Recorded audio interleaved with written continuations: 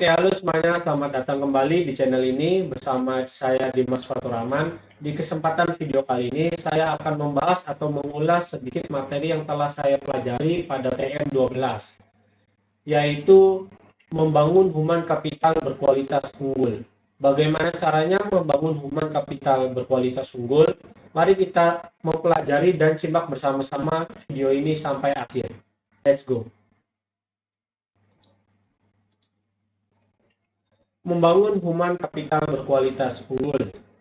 Yang pertama adalah human capital dan manajemen, SDM atau sumber daya manusia.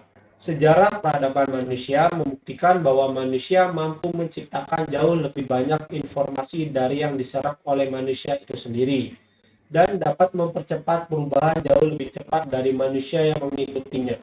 Manusia seperti ini adalah manusia yang memiliki keterampilan, kompetensi, dan pengetahuan yang diperolehnya melalui pengalaman belajar. SDM unggul. Jika suatu bangsa ingin maju dan sejahtera, maka bangsa itu memprioritaskan investasi pembangunan SDM untuk mencapai tingkat nilai yang tinggi dan tersedianya SDM unggul. Penekanan nilai ini membantu manusia lebih kreatif, produktif, dan mampu menyelesaikan masalah yang dihadapi dan bekerja keras dengan komitmen dan dedikasi tinggi didukung dengan integritas tinggi. Selanjutnya, investasi pendidikan untuk SDM unggul. Pembangunan human kapital melalui investasi pendidikan oleh pemerintah, swasta maupun masyarakat penting untuk mempersiapkan masa depan bangsa yang lebih baik lagi. Variabel penting SDM. Variabel penting dalam SDM adalah kemampuan, sikap, nilai-nilai, kebutuhan-kebutuhan, dan karakteristik demografinya. Variabel tersebut menurut Gomez tahun 2003, halaman 26, dipengaruhi oleh lingkungan seperti norma dan nilai-nilai masyarakat, tingkat pendidikan, dan peluang yang tersedia. Selanjutnya, pentingnya manajemen SDM. Sifat SDM selalu berkembang atau dinamis, baik jumlah maupun mutunya, maka untuk memperoleh keseimbangan antara SDM yang tersedia dengan tingkat perkembangan ekonomi pada tahap tertentu, diperlukan manajemen SDM yang tepat pada tingkat nasional dan daerah. Selanjutnya ada penekanan kualitas SDM. Yang pertama, dengan cara kualitas spiritual meliputi aspek iman, takwa, dan moral. Yang kedua, kualitas masyarakat dan berbangsa termasuk kesetiakawanan sosial. Maksudnya kualitas masyarakat dan berbangsa termasuk kesetiakawanan nasional, rasa tanggung jawab, dan disiplin sosial.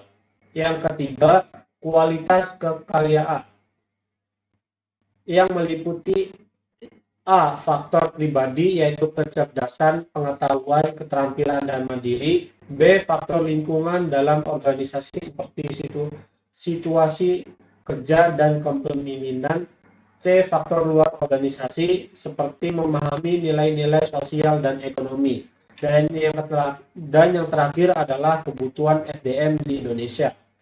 Dari pandangan di atas, ditegaskan SDM yang diperlukan Indonesia adalah orang yang cakap, dapat dipercaya, memiliki motivasi tinggi, memiliki kemampuan dan kecakapan, menciptakan iklim hubungan yang produktif, dan mengembangkan iklim kerjasama tim yang solid.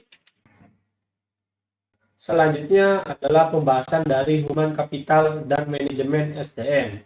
Secara harfiah, pengertian modal manusia adalah pengetahuan, keahlian, kemampuan, dan keterampilan yang menjadikan manusia sebagai modal atau aset suatu bangsa. Human Capital Management oleh Gaspers tahun 2012 dikenal juga sebagai manajemen talenta, yaitu suatu SDM yang terkait dengan proses pengembangan SDM dan memperkuat kedudukannya dalam suatu lembaga, memelihara dan mengembangkan SDM, dan menarik sebanyak mungkin SDM yang memiliki kompetensi, komitmen, dan karakter agar organisasi menjadi lebih berkualitas. Selanjutnya, dalam Dalam menyiapkan SDM yang berkualitas, manajer dalam seluruh hierarki organisasi bertindak sebagai perencana, pengorganisasi, pengarah, pemotivasi, dan pengendali.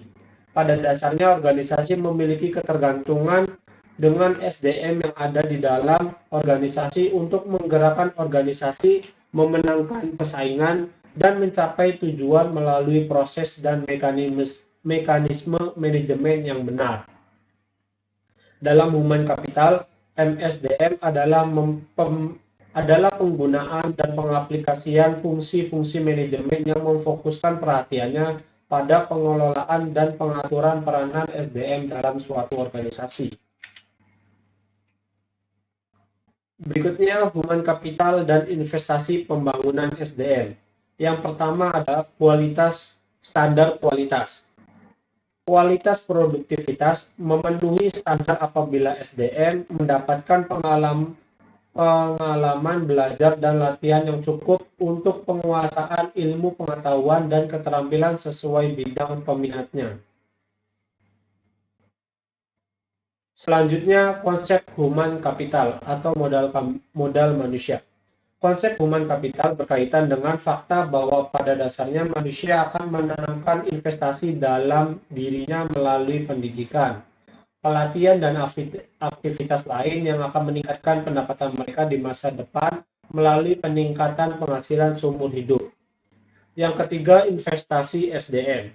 Investasi dalam bentuk menyediakan fasilitas pendidikan, menyediakan tenaga pendidik, dan kependidikan yang berkualitas akan menjamin SDM yang unggul, andal, dan berkarakter.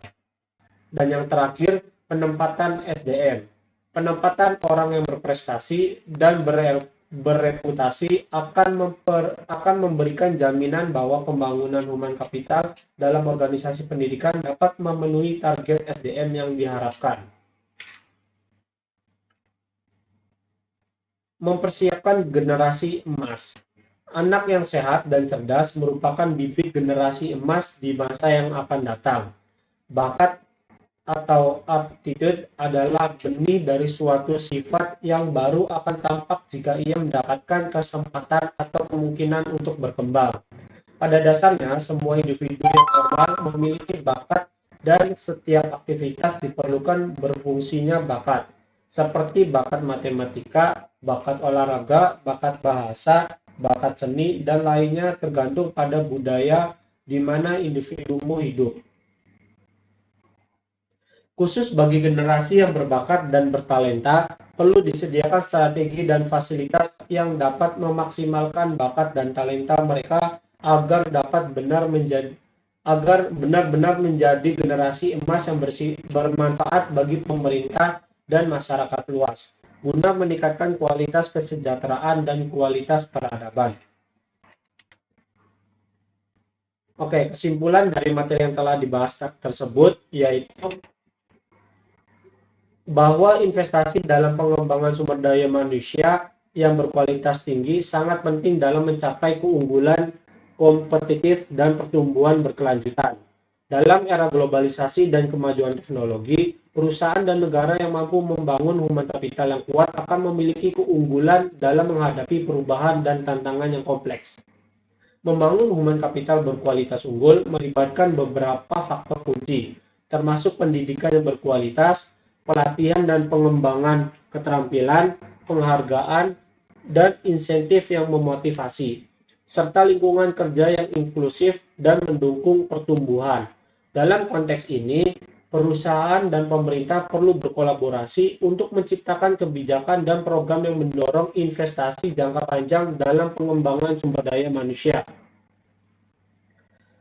Membangun human capital berkualitas unggul bukan hanya penting bagi pertumbuhan ekonomi, tetapi juga menciptakan masyarakat yang berdaya saing, inklusif, dan berkelanjutan.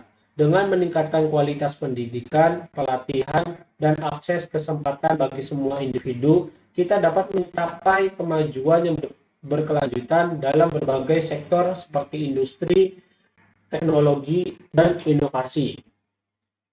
Dalam rangka mencapai kemajuan yang signifikan dalam membangun human capital berkualitas unggul, Diperlukan komitmen dan kolaborasi semua pihak terkait, termasuk perusahaan, pemerintah, lembaga pendidikan, dan individu. Dengan mengadopsi strategi yang komprehensif dan berkelanjutan, kita dapat menghadapi tantangan masa depan dan mempercepat pertumbuhan ekonomi serta kesejahteraan masyarakat secara keseluruhan.